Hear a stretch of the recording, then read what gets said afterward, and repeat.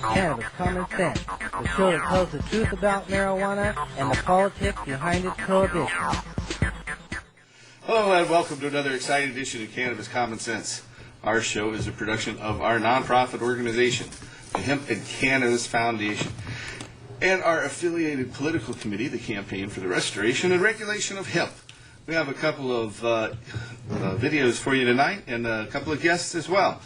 Adi, a Buddhist monk, activist who's recently covered in the Oregonian newspapers here, as is Mr. Tim Pate, and Will Flowers will be seen song. How are you doing, Will? Excellent. How are you doing? Very well, very well. Nice to have you back. It's been a while. Thank you. We had a request about a month ago, so here you are. See if we respond.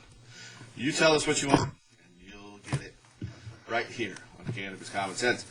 Well, we'll have more in just a minute, but let's bring out those infamous dancing cannabis leaves. I feel the force.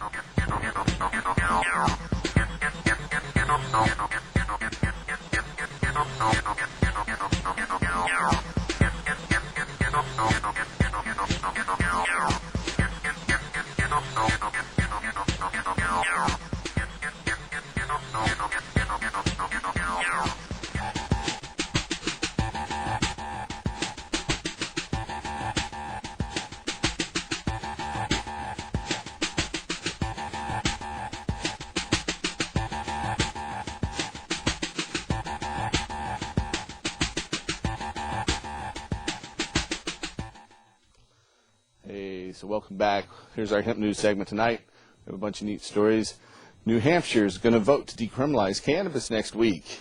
From Concord, New Hampshire, members of New Hampshire's House of Representatives are scheduled to vote Wednesday next week on a measure seeking to decriminalize the possession of small amounts of cannabis.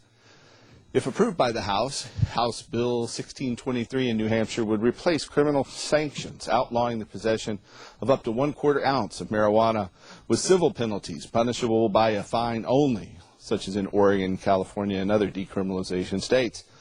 Under current New Hampshire law, the possession of any amount of cannabis is a misdemeanor offense punishable by up to 1 year in jail and a $2,000 fine. In January, Vermont senators approved a similar legislation calling for a fine-only sanction for adults who possess up to 1 ounce of cannabis.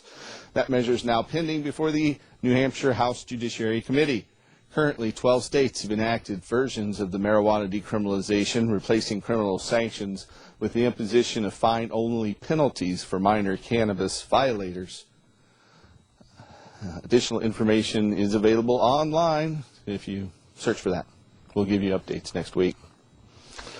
We'd like to note the passing of conservative author and political pundit William F. Buckley, who died on Wednesday, February 27th from complications from diabetes and emphysema. He was 82 years old. Though most well known for his politically conservative writings as the founder of the magazine National Review and a backer of Ronald Reagan, Buckley also spoke out routinely against the criminal prohibition of cannabis. Buckley is believed to have penned more than 40 syndicated columns criticizing America's war on drugs and enjoyed a nearly 5-decade-long friendship with former NORML executive director Richard Cowan, another conservative activist. So we express our condolences to the friends and family of William Buckley. From National NORML, they have a new design on their front page, and their new blog is coming straight from the River City, Portland, Oregon. NORML's front page redesign reflects the organization's commitment to be more frequent contact with their supporters, as well as their desire to be up to date with breaking marijuana law reform. A new daily podcast that successfully outreaches to thousands of people each day, and it's one of the largest podcasts out there. Gives them ability to communicate in a timely manner with millions of Americans. The daily commentaries are from NORML's host, Russ Belville, who will also be available online at stash.normal.org. Okay, there's just our next story is on the prison population rising in the United States. It was published today in the Washington Post by written by N.C. Eisenman. More than 1 out of 100 adults in the United States are in prison or jail at this time, an all-time high that's costing state governments nearly $50 billion a year, in addition to more than $5 billion spent by the federal government, according to a report released today. With more than 2.3 million people behind bars at the start of 2008, the United States leads the world in both the number and the percentage of residents it incarcerates, leaving even far more populous China a distant second, noted the report by the nonpartisan Pew Center on the States. The ballooning prison population is largely the result of tougher state and federal sentencing imposed since the 1980s. Minorities have been particularly hard hit. 1 in 9 black men aged 20 to 34 is behind bars. For black women aged 35 to 39, the figure is 1 in 100, compared to 1 in 355 European women at the same age group. While studies generally find that imprisoning more offenders reduces crime and the effect is influenced by changes in unemployment rate and wages and the ratio of police officers to residents and the share of young people in the population. In addition, when it comes to preventing repeat offenses by nonviolent criminals, who make up about half of the incarcerated population, alternative methods such as community supervision and mandatory drug counseling have been less expensive and more effective than jail time. Florida, which nearly doubled its prison population over the past 15 years, has experienced a smaller drop in crime than New York, which after a brief increase reduced its number of inmates to below the 1993 levels. According to Adam Gelb, the director of the Pew Center for Public Safety Performance Project and one of the study's authors, he said, quote, "There's no question that putting violent and chronic offenders behind bars lowers the crime rate and provides punishment that's well-deserved. On the other hand, there are a large number of people behind bars who could be supervised in the community safely and effectively at a much lower cost, while also paying taxes, paying restitution to their victims, and paying child support." About 91% of the incarcerated adults under state and local jurisdiction, and the report documents the trade-offs the state governments have faced over this rapid increase in incarceration. Our last story tonight is from the Seattle Times, and this is an editorial in today's Seattle Times newspaper. It is Leap Day, February 29, 2008. State legislators around the nation have avoided approving medical marijuana laws, mostly out of fear that it would be labeled soft on crime. Yet it's pretty clear the public has sympathy for those who truly need marijuana to treat diseases such as glaucoma or to ease the suffering caused by cancer. As a result, voters in 10 states, including Washington and Oregon, have taken the laws into their own hands and approved medical marijuana initiatives. And in 2 states, Hawaii and New Hampshire, the state legislatures have moved to end marijuana prohibition, and in New Mexico as well, 3 states. Unfortunately, as can often be the case with voter-approved laws, there can be some unintended consequences. Sure, that happens when laws are made by elected legislators, but it happens less often. The legislative process provides for a debate on the issues that can expose potential problems. One of the areas not always fully considered with voter-approved medical marijuana laws is the impact on workplace safety, and that's now become an issue in our state of Oregon. Under Oregon's 1998 medical marijuana law, employers do not have to allow workers with approved medical marijuana cards to use cannabis on the job. However, there's no mention about accommodation of workers who use cannabis at home before coming to work. If these workers have dangerous jobs, which being physically and mentally sharp is critical to keeping themselves alive and their co-workers, raises serious questions. 2 years ago, the Oregon Supreme Court ruled against a registered medical marijuana user who was fired from his job after failing a urine test in Washburn versus Columbia Forest Products. However, the court's decision was extremely narrow and did not fully answer the question about the use of marijuana outside the physical workplace. According to the Seattle editorial, this is clearly a tricky issue. The will of the voters, as well as the needs of those with serious health problems, need to be juxtaposed against worker safety. The Oregon legislature took a run at coming to a consensus but failed, and the matter will be looked at again next year. Frankly, this is an issue that would be best addressed by Congress and the federal agencies. We believe medical marijuana should be treated the same as any prescription medication. If the drug has side effects that put the worker at greater risk of injury or death, workers should be reassigned to a safer job while on that medication. We can't see that happening in the near future. Congress doesn't have the political courage needed to take action. So until that day comes, states will have to tackle the issue, and workplace safety has to be a top priority. That's an editorial from the Seattle Times, published today, Friday, February 29th, 2008, Leap Day in a leap year. So, how are you doing over there, Will? Excellent. Good. So you ready to sing us a song? I certainly am, yes. All right. I'm happy to hear it. I must say I'm so happy to be here. Well, welcome back. So happy to be anywhere. I was going through pneumonia and stuff, but now I'm back and ready to go. I get a lot of requests for this one. The leaves are nice, but I like the flowers.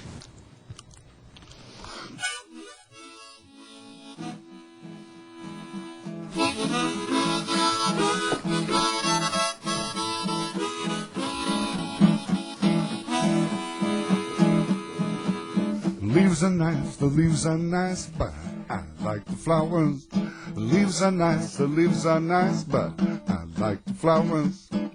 Flowers are so beautiful, don't you know that so are you? The leaves are nice, but I like the flowers. Oh, the stems are fine, they stand in a line, hold up the flowers.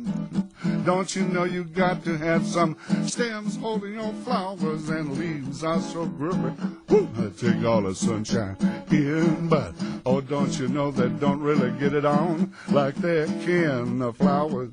Oh, the flowers are so fine at the top of the vine, but the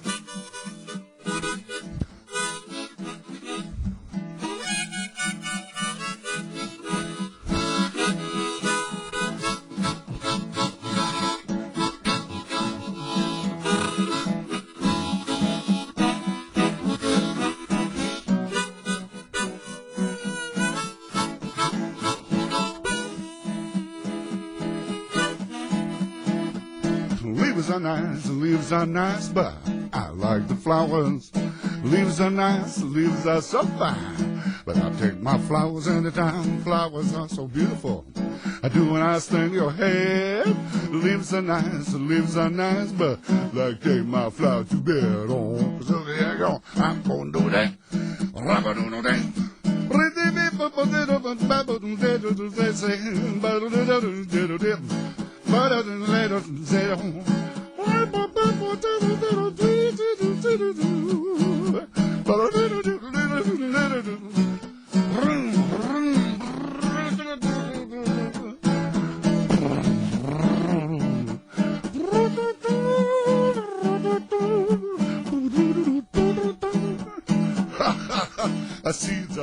The seeds are pretty good, you know. They've grown a thing that a little old seed will grow. What I like the seeds for is what comes out of that pod, baby. Seed pod, baby. The leaves are nice, the seeds are fine, the stems are divine, but the flowers get me up most of the time. Well, the leaves are nice, leaves are nice. Leaves are nice, but I take the flowers. I got to have my flowers. Flowers are so beautiful. Don't you know that so are you? Yeah, and God bless every one of you. Thank you, Will. Thank you very much. Will Flowers. It wills the flowers, and they appear. That's right. To karma. Speaking of karma, I'd like to introduce our guest, Adi, Buddhist monk, and knows how to make a pipe out of a little pebble so you get truly stoned. And here we have Mr. Tim Pate, who is relieved from music will be. Yes, thank you, Surprise. Will. That was nice. I appreciate the break this week. We've been trying to get him on for the last few weeks. And I know, he's Will's been sick. He's not felt well, so we glad wanted to he's announce back he was to coming health. on, but we couldn't until we knew he was well, and then when he was well, we just had him on. So that's how There it works you have it. sometimes. Well, if you're out there watching us on Leap Day, It then is. you can call us Leap at Day. 503 what is it? 503-282-4448. That's it. 503-282, or is it 288? 288? 4448. That much I know. Say that one more time. I'm not sure I want to. 503-288-4448. There That's you go. it. 503-288-4448. We can take your calls tonight, Leap Day, Friday, February 29, 2008. It's amazing how when it's right, it just rolls off your tongue. I know. It's in there somewhere. I've got to draw it out. It is. You know what that's like, Audie. I mean, you spend a lot of time trying to draw things out Just karmically. being mindful, and that's the main emphasis. Present. Yes. Continual meditation, so speaking appropriately is always a challenge. So you recently got written up in the Oregonian. In the Oregonian, yes. That was pretty Positively, too, by the exciting. Yeah, way. it was given It was a fairly, positive spin, fairly positive, yes. Yeah, which is good. I'm happy to have had some publicity, but also a little bit shy. So. I understand. Tell us a little bit about your order. You kind of help a lot of different... I'm in the Theravada Buddhist order out of Burma. Okay. And so my teachers come from middle part of Burma. And I've been studying and practicing as a Theravadan Buddhist monk for 10 years now. How did you get involved in a Burmese situation? Because, well, that's current Myanmar, right? And it's under Myanmar, yeah. pretty tight political control by a junta there. Yes, I got involved in Fremont, California, and also in Boulder Creek, and started getting really interested in being ordained by the Burmese monks, and they were very kind to have accepted me into their order. So as I understand it, there are two branches of Buddhism. There's Mahayana and Siddhayana. And the Mahayana is the greater vehicle, Siddhayana the lesser vehicle. We call it Theravada. Theravada, is that under the that, Burmese? Yeah, it's Elder's Way. So we practice the tradition that the Buddha handed down and still chant in traditional Pali language. So it's maybe even a blend of the two branches. I know Burma's right there in the middle, kind of the dividing line between the Mahayana branch, which is more in India and in Nepal. Burma, they used to practice Vajrayana style, like they do in Tibet. And then they had a reform movement, and almost everybody reordained in the Theravada tradition, which had come up out of Sri Lanka. So it's a pretty traditional form now. And pretty conservative, much like the current regime in Burma. So pretty conservative. So is it still being practiced in Burma today under the military rule? Yeah, they have a very strict code of discipline, and they follow a monastic code, which was written over 2,500 years ago. Those monks who kind of challenged the government here That's just correct. a few months ago, and almost led to the... Well, there was some political change for the first time in like 50 years there, right? Yeah. There was a little lot of monks activism on the part of the monks. They really put themselves out on the street, and they were chanting the sutra on loving kindness and trying to get everybody to understand that we need to work on a lot of our compassion for those who are suffering.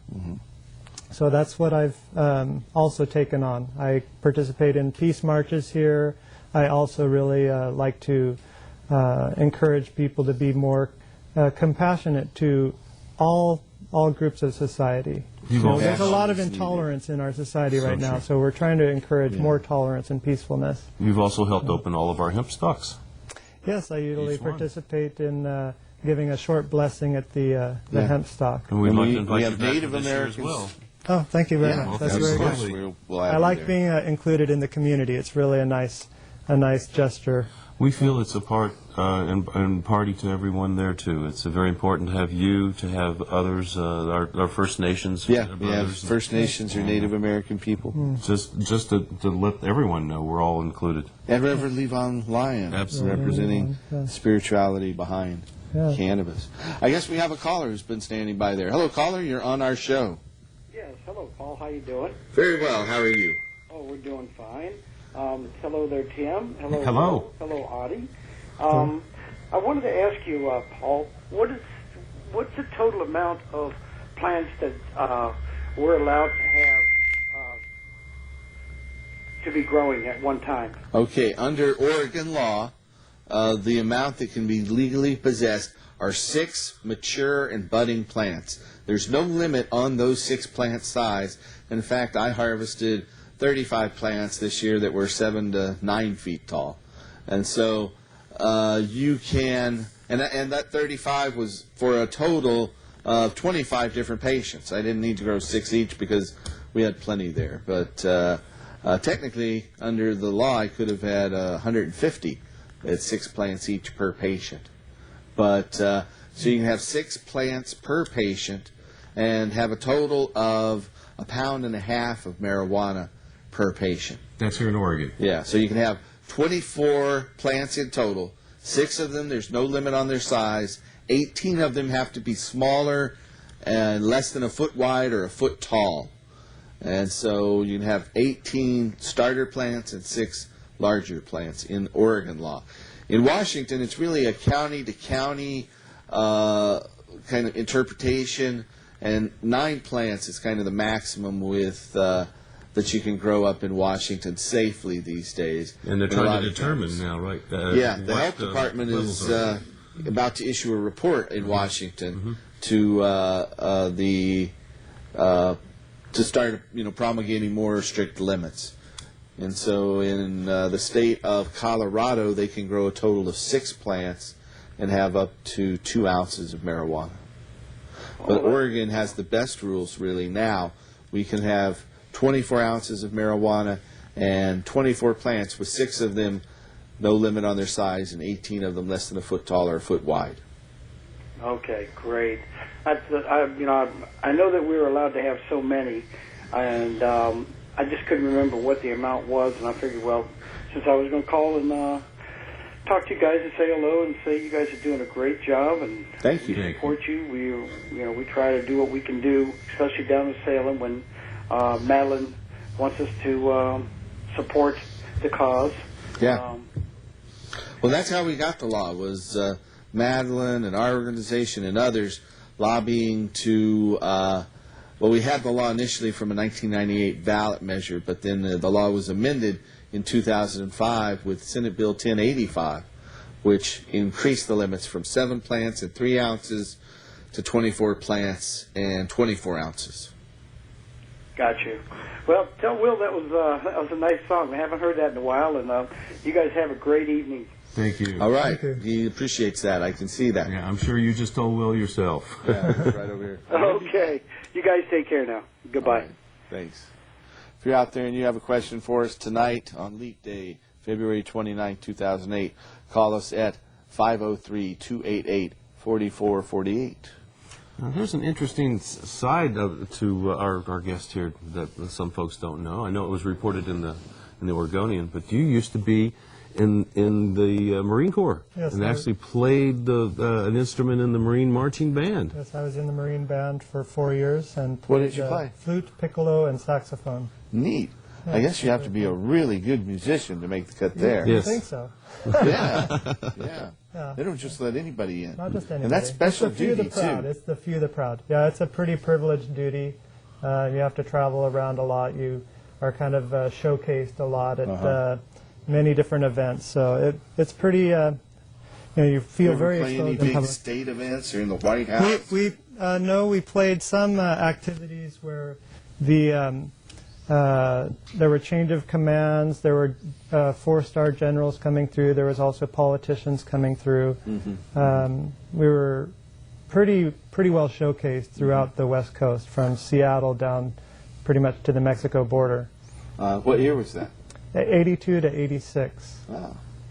Just about the time it's a little bit after I was in the military. I was in a little bit earlier and got disabled veteran status. Oh. Put me through college. I'm very grateful for that. Yeah, it helped put me through college too. Yep. Yeah. Anyway, how's your week been going, Tim? Always a good week. We continue to make plans. We've got Hemp Stock coming up. We've got the Hemp Fest in Seattle coming up. And you're working on a big one down in Southern California. I'm working on one down in the Imperial Valley as well, down in Southern California, and that's progressing. And we're Texas. The Texas one got canceled. They were going to try and do a 420 event, and they just couldn't put that together. And so they're going to try again next year. But once I let them know about all of the regulations that they might have to check into the city to look at, they decided they didn't want to do that much work, and so they put that off for a year. That's a lot of work to put on these shows, and it really you is. can have civil opposition in the city, and if you face that, you have to address it. You can have all kinds of people who don't want you there, just out of basic meanness, if nothing else, and so you have to address all of those people. We had a hard time getting our hemp stock here in Portland last year. We did. We had a hard time last year. We had to fight. The powers that be and the American Civil Liberties Union came in and threatened to litigate the city, and fortunately that was the turning point. Then the city changed their mind and decided they'd go ahead and give us a permit. And this year we have a permit already. We already have our permit. Yeah, so we're moving along, and it's like that in any area where you're trying to break open an idea that they haven't had to face before. And Seattle's been through that a few times. Seattle's been through it year after year. They had the police intensely arresting people. Yes, now the police just pretty much leave it be. And well, I'm on the core staff of the Seattle Hemp Fest, as you know, and we haven't had an arrest in Seattle in 5 years. Right. But a few years before that, I don't remember the exact year, but I know it was in the 90s. 6 years ago. In the 90s, there was one in particular where they were really cracking down. But we have a phone call. Hello, caller. You're on the show. Hello? Hello, Yeah. You're here. Okay, I wanted to find out if somebody grows marijuana for patients, the Oregon laws are okay, but what happens when the federal people come in and they're not in agreement with Oregon laws? Can they hassle people that grow it? They could. However, federal law is not applied to local drug cases in most cases. In fact, there are certain limits that the federal government has in terms of its ability to enforce federal laws. And they limit here in the Northwest marijuana prosecutions by and large, not exclusively, to operations that have over 100 plants. And so it's wise to stay under that 100 plant limit. Once they're over that, then, actually under federal law there are several enhancements. There's an enhancement when you get over 100 plants, where the penalty becomes much more extreme. Enhancement when you get over 1,000 plants. Also an enhancement when you get over 50 plants and over 25 plants. And so once you get over 100 plants, there's a mandatory minimum 5-year sentence that can kick in for first-time offenders. Second offenders, that would be a mandatory 10 years. And third-time offenders, it could be life without the possibility of parole. But for over 1,000 plants, first-time offenders face 10 years. And for minor marijuana offenses, first-time offenders under federal law face a misdemeanor, and second-time offenses of less than an ounce are a felony. And I think there's a mandatory minimum 30 days in federal custody for second-time minor marijuana possession offenders. However, those laws aren't enforced very widely if you're not arrested on federal property. Okay. Let's just say this. There have not been any arrests or prosecutions of medical marijuana permit holders here in Oregon or in Washington, as long as they were under the limits established by, here in Oregon, the state legislature, and in Washington, those counties. So the law enforcement do not come into your place regularly to find out just what you're doing? They don't usually, and in most cases they don't.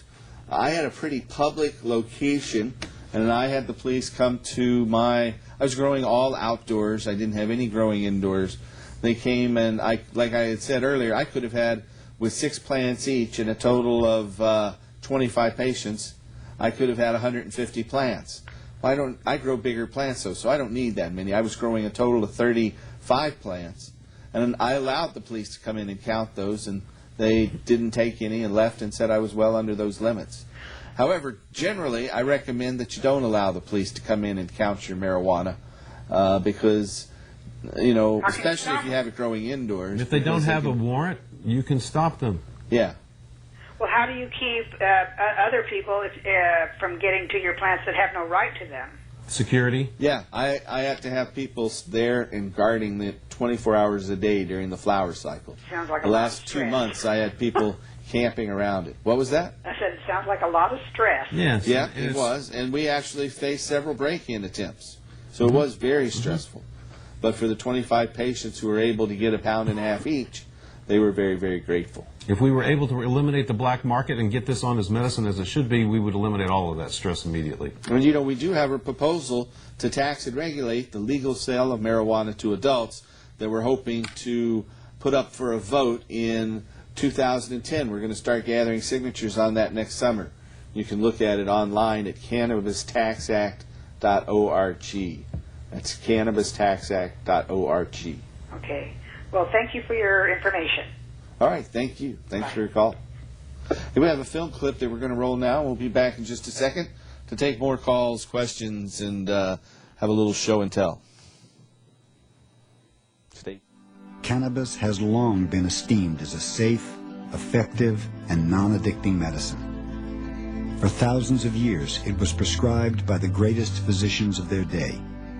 It was used for dozens of conditions ranging from migraines, chronic pain, and asthma, to childbirth, muscle spasms, and even depression. Today, it also provides relief for victims of multiple sclerosis, glaucoma, the AIDS wasting syndrome, and nausea induced by chemotherapy. It's impossible for a human to overdose and die, which is not true of alcohol, nicotine, barbiturates, or morphine. And it's a drug which humans can use under a wide variety of circumstances with safety. Even so, U.S. House Republicans, using language that would have made Harry Anslinger proud, passed a resolution in 1998 branding marijuana a dangerous, addictive drug with no medical use.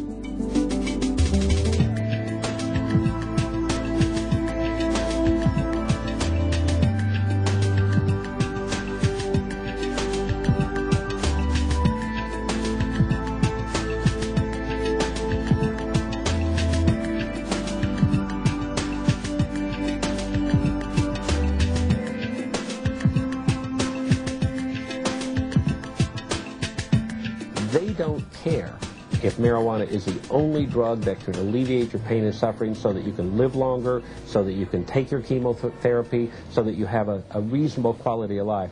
They would rather fight the war on drugs even though they know that there are sick and dying patients being denied relief because of their position. Unconscionable.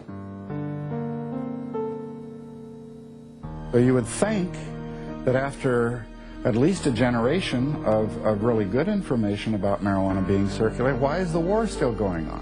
One, I think the people in charge of government today, particularly in the law enforcement sections of government, are people who are afraid of the culture around marijuana. It harkens back to the Vietnam War era, Vietnam War protests, the civil rights protests, people who are trying to change the government. But notwithstanding that people talk about how the police are not particularly interested in marijuana cases, in fact, it is their bread and butter. The war on drugs is supported in part now because we have a drug abuse establishment. Every place I turn and talk to somebody about what he or she does, he's in drug abuse treatment, drug abuse prevention, drug abuse education, urine testing, interdiction. He's a policeman, an undercover investigator, a jail builder, a jail keeper. I sometimes think there's nobody left in the United States except a few of us and all the people who are making their living fighting the war on drugs. They used to call us the land of the free, and now they call us the land of the pea, where you have to pee to be tested to be free. What a crock. All you have to do is say the word drugs, and you can change the Constitution so that it's meaningless. You can search people's homes without valid cause. You can seize people's property without valid cause. You can seize people's lives and destroy families. They talk about family values. How many thousands of families have been destroyed by these vicious laws? Not another medicine, not another drug on this planet that nobody has ever died from. Nobody has ever died from marijuana that wasn't shot by a cop.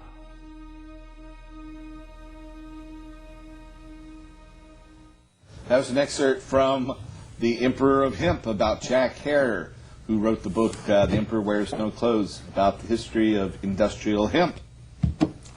So, Adi, we were just there talking about how we should talk about Buddha and the history of hemp in Buddhism, because that's something a lot of people don't know about. We could discuss that. Isn't it true that the Buddha is said to have just eaten a hemp seed a day while he was meditating under the banyan tree? That is one of the speculations, that he survived in ascetic practice, eating one seed of hemp. There's some, like the Blue Cliff Blue Cliff record. It discussed that the question of what is Buddha, and the writing was said to say 3 pounds of hemp. What is Buddha? 3 pounds of hemp. And that's from the Chinese tradition, the Blue Cliff record. And also the Buddha is said to have worn hemp robes. Every time he went out, he was wearing hempen robes. And most people wore him mostly hemp. Mostly Only the hemp. wealthiest people could afford silk. Yeah, of the 4 fabrics we're allowed to use, it's hemp is first, then they say cotton, linens, silk, and wool. But hemp is the most common form of robe, and it's been worn for over 2,500 years in this way. I guess we have a caller. Hello, caller. You're on the show. Hello. How you doing? It's good to watch the show and get educated about what's going on. Just here a couple of weeks ago, I was listening to your show, and it was talking about veterans. I'm a veteran, been a veteran for quite some time now, and I wanted to let you for your guys know service. that they really shy down on veterans using marijuana. If you went to your primary doctor and mentioned something about you are using medical marijuana, such as my injuries back, eat whatever the problem may be that a serviceman may have. If you mention that to your primary doctor, they will shy down on that and end up sending you to like a drug ag class and such, and you can. So did this happen in the Portland Veterans Hospital? Your benefits. You know, I'm a disabled veteran, and I get benefits, and I'm pretty open and advocate medical marijuana, and I've never had any sort of problem like that myself. In fact, there are people at the VA hospital in Portland and in Seattle who send patients to our doctors that specialize in helping patients get a medical marijuana permit. One other thing I can say is I hurt my ankle one time and went into the VA hospital, and they gave me a prescription of Vicodin, and in that they gave me a little list of conditions and substances to avoid while using Vicodin and the interactions it caused with other substances. And I know it said for alcohol and Vicodin that it was very dangerous and not to operate machinery, but for marijuana and Vicodin it said it increased pain relief. So I was kind of surprised to see that. You know, it's a dichotomy of what you'll get in the VA hospital or in the medical community in general. You'll find doctors who are completely in favor of medical marijuana. In fact, here in Oregon, we have a total of 7,000 doctors, and over 2,500 of those doctors, more than 1 out of 3, have written a medical marijuana recommendation. The same is true in the VA hospital. You'll find some who are educated, and if they're educated, they're going to favor it. And you'll find some that aren't educated, were fed propaganda concerning its supposed dangers, and who act accordingly. Well, I would like to know the VA doctor, especially in the Portland area, because if you talk to the wrong doctor, then you can run into some problems. That's a shame. In the future, I have ran into that But problem. I think the way to approach it is like this. You know, if you're there, you can just ask them, so doctor, what do you think of medical marijuana? There you put them on the spot, and you'll know right away how they feel about it. Well, that's a good idea. I got one other question, though, for you. And the other question is, if you have a grower growing for you, how much should you get on a monthly basis? You know, that's a good question. You mean if you're a patient And you've got someone else who's growing for you. You're growing yourself. You know, the other person is growing for you. You have a caregiver. You know, the caregiver. It varies from patient to patient and from grower to grower.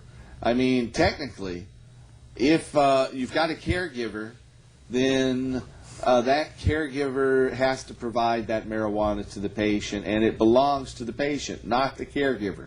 Under the law in all the states that have medical marijuana, the patient can name a caregiver, and they can change a caregiver.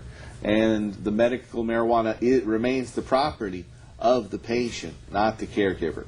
So it's really up to how much they harvest and how much the patient feels they need for their condition. I've heard some people say an ounce a month. I've heard other people say 2 ounces a month. Either one of those are arbitrary. It depends on the method of consumption. I've seen some patients who say they need an ounce a day. So, that seems excessive to me. Let me just say that. Personally, I'm at about an ounce a month phase myself. But, I know a lot of people who use more. And I like to vaporize myself, but for pain, spasms, seizures, and glaucoma, I recommend people take it orally or eat it. And they are, prepare medibles, as we say, medical edibles. So it's really open to interpretation in terms of how much a patient gets, and it's up to how the relationship exists between the caregiver and the patient, and the way they grow. I mean, I've seen some people who don't have a green thumb.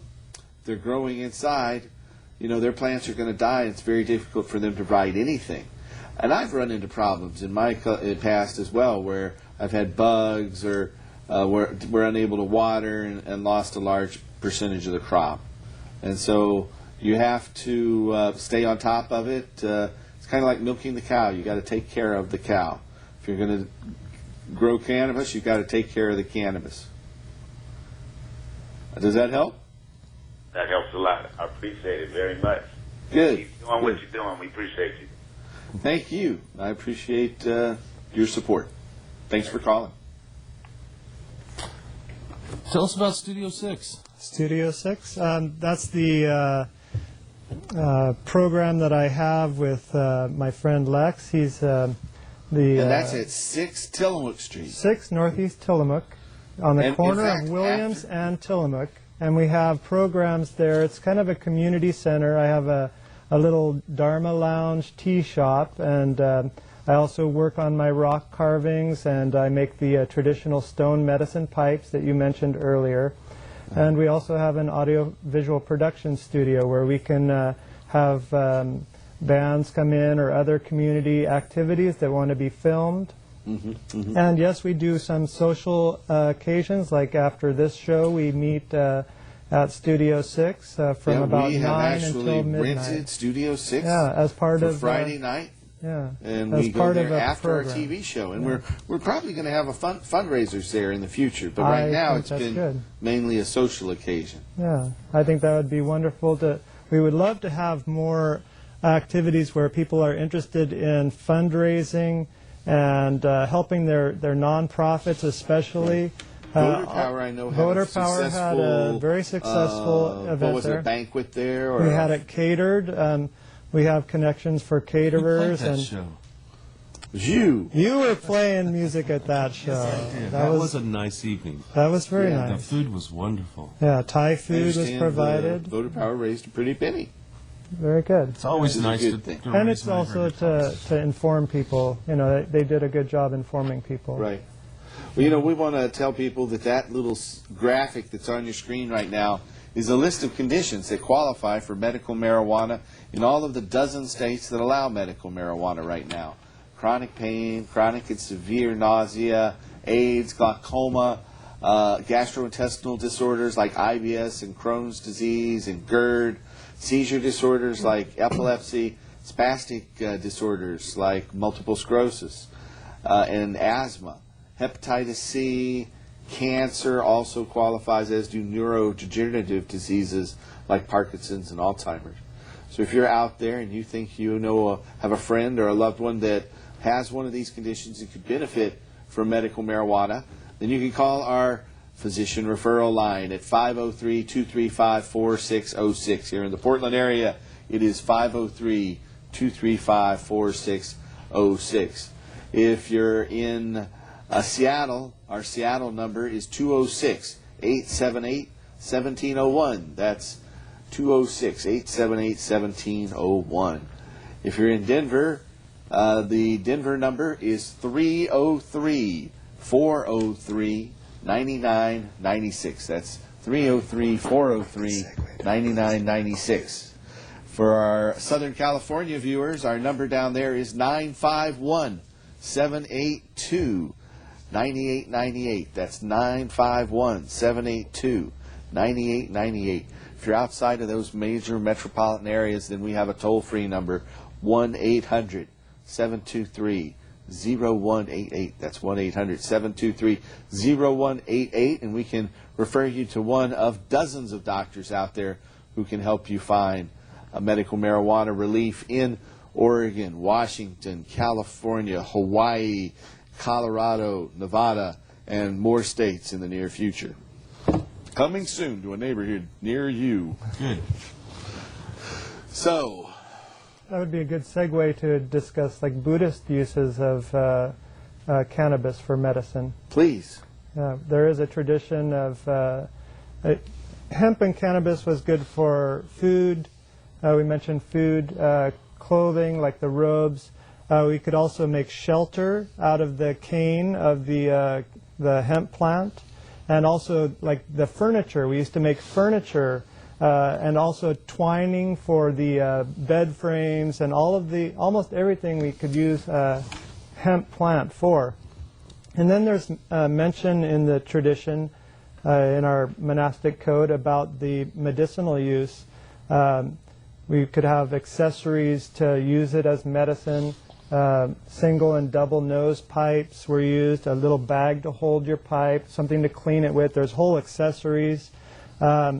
But not just smoking, it was used also for steaming, for wind ailments. You could make a sauna and put the leaves on vaporization. It's a type of vaporization. And also soaking in a pool with hemp water was supposed to relieve a lot of spastic, like pain and Man, I want to do that. That sounds like a good idea. I want to do that. It's a very traditional We got to start form. that. Yeah. That's now when you say that goes back to a very natural form of medicine. It's based on Ayurvedic tradition of medicine. So it's very old. There you go. Thank you. That was my question. That was your question. That was my question. How far back does this tradition go? Well, you know, the oldest set of books that were ever written are the Vedas, and they're about 5,000 years old. Yes. And the Rig Veda is the first one, but the third one, the Ankara Veda, lists cannabis as a medicine. So that's 5,000 years ago, Yes, the oldest thousands known of medical years. text on our planet. It was a known medicine. And in fact, in tombs in China, they found shards of pottery that are 12,000 years old with twine, hemp twine embedded in the pottery. And that's the oldest known. A lot of the stitching for the books that we wrote on, it's just so many uses for the fiber, the food from the seeds and everything. It's very good for people's health. So it's very traditional. And 10,000 years ago in Egypt, they also said they found like seeds in clay urns as well. So tens of thousands of years old. A lot of archaeologists have speculated, and Carl Sagan wrote in his book, The Dragons of Eden, that cannabis is well known to be among the first 5 crops purposely cultivated by humans and may well have been the first. So we're talking about a plant that could be responsible for agriculture and therefore civilization, yet today our government has criminalized it. I'm going to do a little show and tell real quick here before we run out of time. Right here we have from 1880 a mentholated cough balsam, and this is actually a full bottle, very nifty find. It's got a wire seal all the way around it from circa 1880, mentholated cough balsam. And then right next to it, circa 2007, is hemp's sunburn relief with aloe, tea tree, and hemp seed to relieve your sunburns. And next door we have hulled hemp seed, which is really tasty. You know, hemp seed itself has a crunchy outer shell that gets in the way of the actual flavor of the hemp. This has had that crunchy shell removed. Kind of tastes like a cross between cashews and pecans or walnuts. And then right next door is the hemp milk that's out there, and this is the chocolate flavor, which was out of stock for a while, but is back. Yay. It's delicious. Strong. I have some here tonight that is quenching my thirst. Ah, it's good. It's good. I'm glad you brought one for all of us. I brought some more to share, and you guys know these are shared after the show. So you want to come down here and try it? You're welcome to. Or come to Studio 6. We'll have it Very seldom leave the studio, I'm telling you, folks. Some of the crew gets it, but Living Harvest is a company here in Portland that's been quite successful with this hemp milk. We have another caller, though. Hello, caller. You're on the show. Hi. How you guys doing tonight? Good. Very well. How are you? Good. A couple quick questions. First of all, I just want to say thank you very much for putting all your time and effort into the job. You guys do a great job.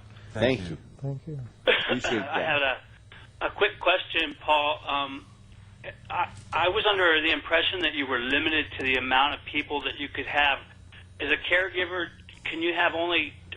I thought you were only limited to 4 or 5 people. You know, there was, site. under Senate Bill 1085, there was an attempt to limit it, but the health department never, they interpreted it to mean that it wasn't written properly and that, in fact, there was no limit. However, that bill was changed, and effective August 1st, I believe it is, this year, the health department will implement a limit of 4 patients per caregiver. And so, but there's no limit on caregivers being able to band together and grow at one location. That's right. So, okay. But currently there is no limit. The law right now, how does it stand? Currently, there is no limit. In fact, I have a caregiver card right now and a grower card for over 20, I think 26 patients. I lose count every now and then, but over 25.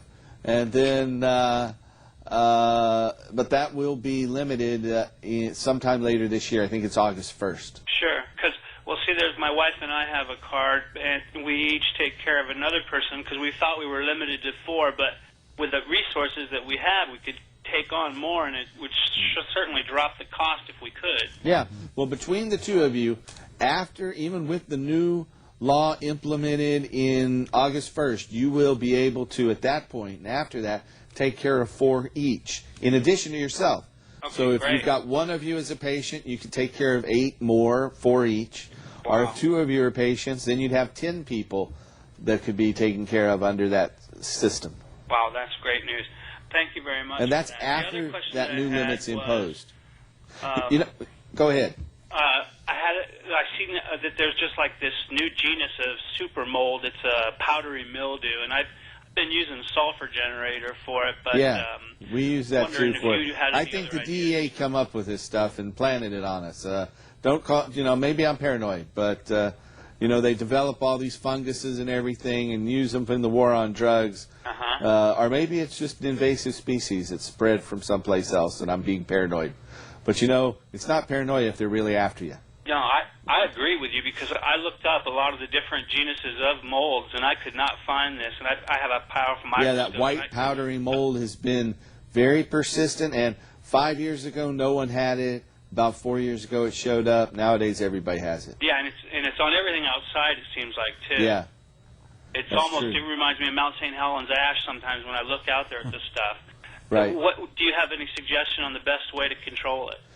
During the non-flower cycle, neem oil can help control it, and during the flower cycle, you can burn a sulfur generator. Just don't pour that hot stuff on you. Watch your pH levels too. Yeah, and the best thing to do though is to try to keep your room dry, keep your humidity down, and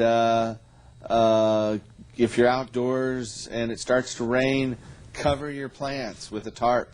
Now, the gentleman that does your grow classes, is that Andrew? Yeah, he's also the one who screens your phone call there. And he said a mixture also maybe of diluted down hydrogen peroxide sometimes works? Yeah, that's another good idea. Okay. All right. Well, thank you again. Thank you. Appreciate Thanks it. for calling. And Good happy questions. leap year. And thanks again for your great service. Hey, we're glad to do it. Thanks for calling. Have a good night. We shall overcome. You too. So, over this weekend, went off to Hawaii. Oh, yeah. And got to see patients on 3 islands. It was a lot of fun, but I took a red-eye flight back last night and didn't sleep much, so I'm looking forward to getting a little bit of rest after the show tonight. That's a long, hard week. It is. I know it you is. see a lot of patients over there. But we broke the ground, and we continue to help expand the program across right now 5 different states and coming to Nevada soon. Very good. I want to remind our viewers out there that coming up on May the 3rd, the Million Marijuana March will take place here in Portland that Oregon Normal will be sponsoring. The march actually happens right at noon, and I think this will be the 7th annual march this year. And then after the march, there will be unlike other years, a kind of exposition in the square. So on Saturday, May the 3rd, there will be a march at noon, and then from noon, I think, till 6 that evening, there'll be booths and speakers and music in Pioneer Courthouse Square. So the May 3rd march is in conjunction with over 100 different cities around the world that also have marches for ending marijuana prohibition. So stay tuned. We'll have some specials after that about that. And as the person there mentioned, we have classes on cultivation every Wednesday. If you're interested in classes and you have a medical marijuana permit, then you can call us at our number right there, 503-235-4606.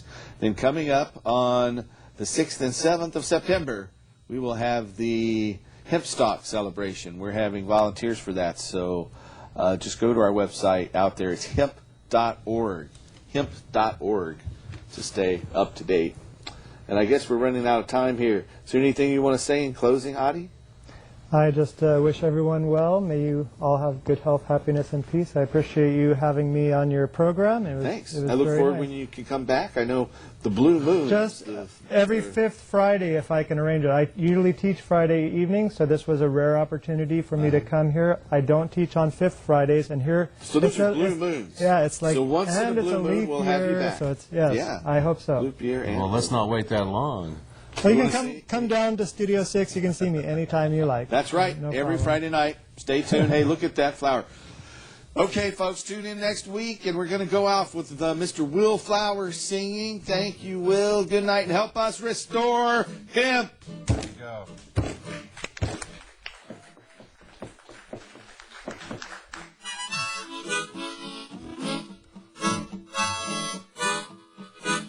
When your hurting gets you down.